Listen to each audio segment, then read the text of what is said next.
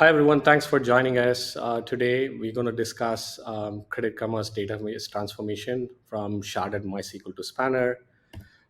Today with me I have Kevin Jones, who's Director of Engineering from CK Credit Karma, and myself, Vijay. I head the Black Belts team for databases at Google Cloud.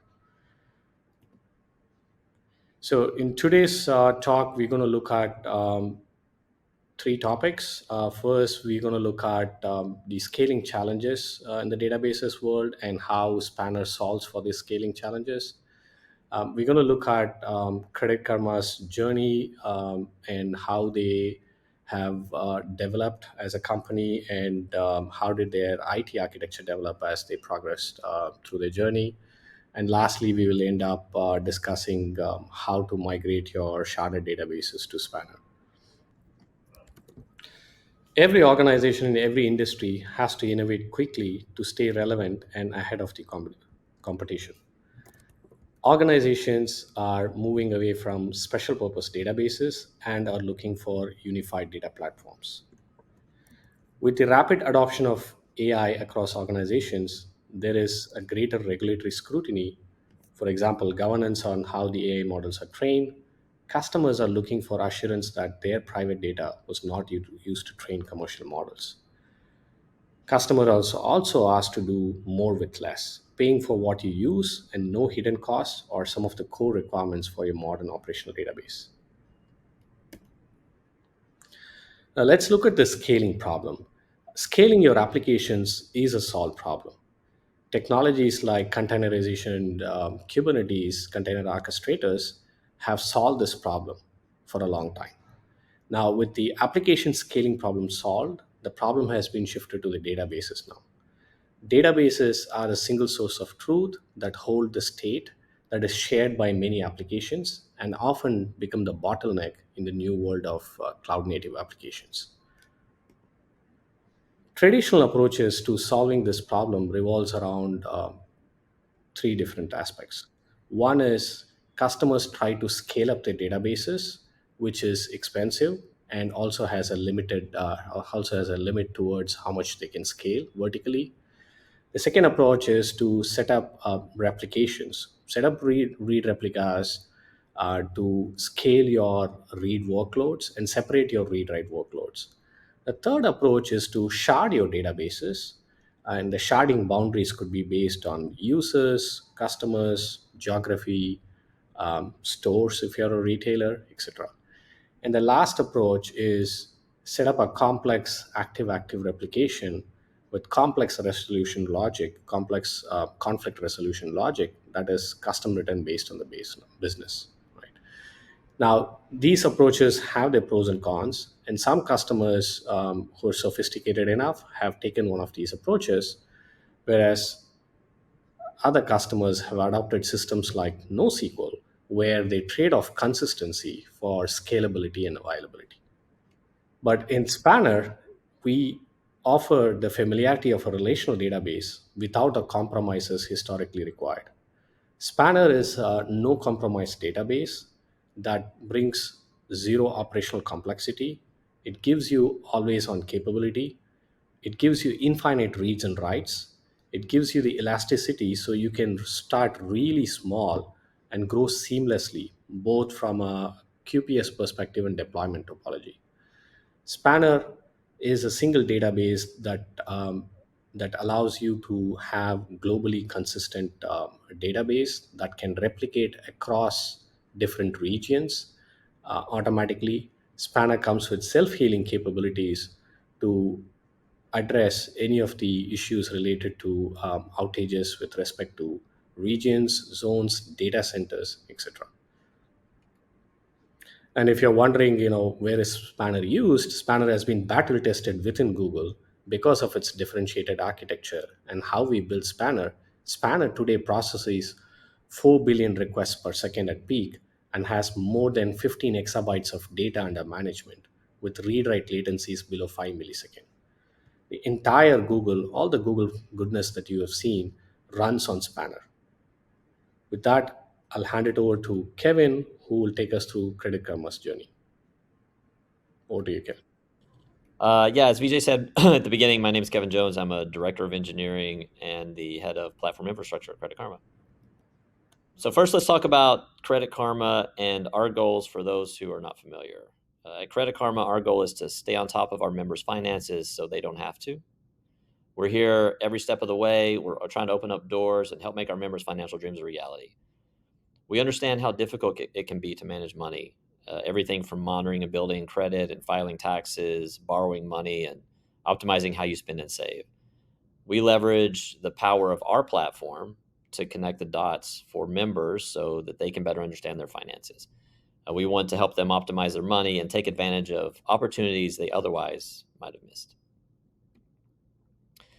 So data is foundational to achieving our goals, which is our members' goals, right? We have over 130 million registered users, which means a lot of data. We have many data sources, and those data sources continue to grow as we continue to add services and partners for the benefit of our members. So you can imagine multiplying each of those data sources by each of our members results in a huge data influx. Today, we are managing just over 2 petabytes of data in our databases just for the member data storage.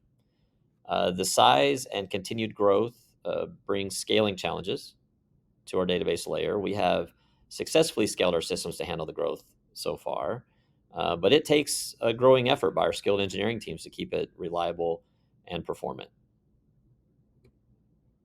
So let me take you through a journey, first of all, on how we scaled our backend architecture over time. So back in 2008, when Credit Karma's site was first went live, it was a single PHP monolithic deployment and a single MySQL database. Pretty standard for the era, the way that teams got started at that time. And initially, when you have growth, you handle it by just vertically scaling. But since then, we've moved on to sharded MySQL configuration for horizontal scaling, because vertical scaling doesn't get you that far. And as we have continued to scale horizontally, we have reached approximately just over 1,200 database VMs across multiple regions that we're now have to manage. In parallel, the original PHP monolithic service has been broken down into the hundreds of microservices, with many of those continuing to be developed. Each of these services stores in their data in an independent data schema for that service. This is going to be super helpful to us for this journey, which is that now we are able to migrate each service and its data independently to a new database architecture once we find the right architecture that suits our future needs. So let's look at the problem statements here. So we basically are looking for generally like long-term database scalability, right? So we need to solve for high data volume growth, backend services growth, right? Those backend services actually add pressure in the form of database connections and, of course, transactions. We also want to solve for the increasing operational overhead that we have. Managing more and more VMs just means more and more work and effort to try to keep everything running and updated. And then some of the limits that we run into. So some of the schemas of the data that we have are getting so large that to actually make significant alters to that data requires us to take those systems offline, which we don't want to do. And then horizontally scaling. As we keep growing, if we keep on the same architecture, we're going to have to keep scaling out. And our horizontal scaling today is manually intensive and is not something that we want to do on a regular basis. So what we do? So what did we set for our objectives when we were looking for alternatives? We set out some evaluation criteria that we did across all of the different options. I think we looked at a dozen or more different possibilities of what to do with the future of our databases. And what we required is that we needed enhanced scalability. As we said, we want to keep growing in all the different ways that we need to, but we want to do that in a more simple ways, right? Simplified operations. We really don't want to be operating things at the VM level anymore. We want to actually have a much easier way to just turn up the growth that we need, scale up the size, scale up the compute power, and so forth. Improved reliability. Today, with our current scheme, we actually run at 4 nines plus, which is good, but whatever we choose has to at least be that good or better. The way that we operate today, it does make it difficult to get to 5 nines, so we're really hoping to try to achieve that with whatever we choose. Increased developer velocity.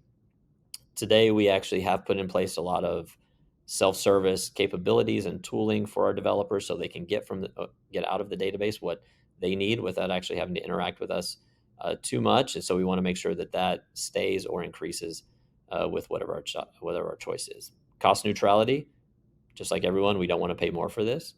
Multi-regional active support, we do run multiple regions at the moment, and we want to make sure that whatever we choose can very easily run in a multi-regional setup. And then the ability to migrate data in and migrate data out. As I said, we have a couple of petabytes of data. We need to be able to migrate that in, doing live replication. And in the case, and actually, as we move services over, if those services have problem, we do need to be able to migrate that back out very quickly, again, with live replication of data. And acceptable performance. The database latency and query time does not absolutely need to be as fast as what we have today, but it needs to stay within an acceptable range.